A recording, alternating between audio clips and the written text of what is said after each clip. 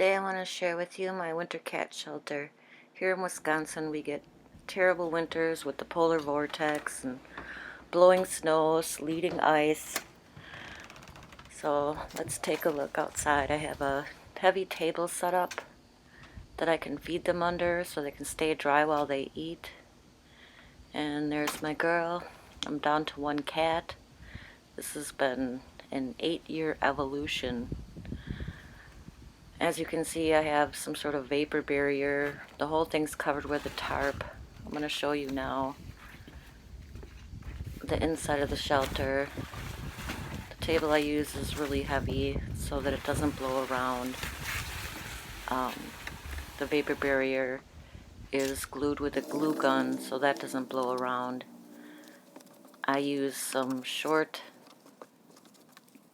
tack type nails. I don't hammer them in all the way so that I can get them out pretty quickly. And this shelter is double-sided. The one side is made with a card table wrapped with foam. I made a sort of foam tray underneath it so snow couldn't leak in as it was melting. There's a little table in front, so there's a hallway. I'm going to focus on the left side here. And as you can see, I used whatever I could get my hands on. Any kind of insulation, any kind of foam rubber,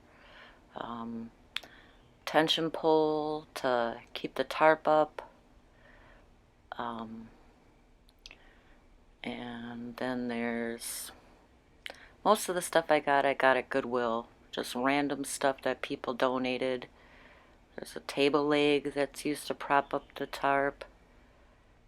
There's an umbrella holder for a patio table. The cube itself is where one of the cats spends most of her time in the winter. As you can see, there's foam strip along the edge just in case snow and water do get in there. It doesn't melt and seep into the cube. There's room on top where in the summer months she tends to go in and sleep on top. It also protects her from the rain in the summer. Now I'm pulling the cube out so you can see what I used to make the cube and what's inside. There's a heated pet mat. I fed the cord through the back before I pulled it out. I usually pull it all apart in the spring and the fall and wash the cover and the sleeping bag. Yes, I said sleeping bag.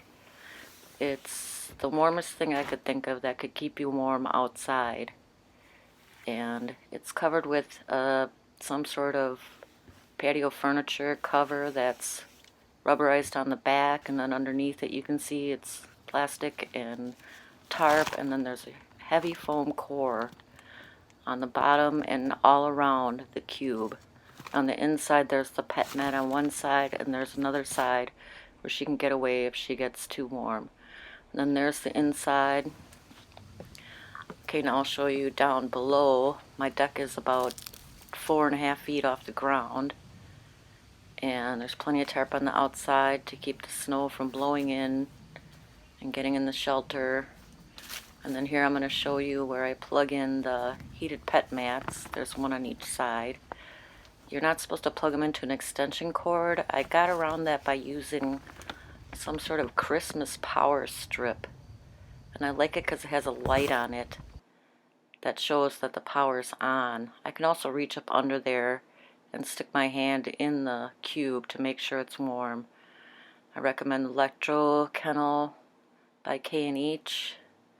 As you can see, there's lots of snow in our winters. And there's my girl. She likes to use bark from the tree as a scratching post. I keep plenty of catnip around my yard, which she just loves. I also keep a pot of it on my deck so she can hang out with me and rub her face in it. She's at least 9 years old now. She's doing really well. She's a pretty happy cat. So I hope I've given you some inspiration and you can come up with some of your own ideas. Thanks for watching.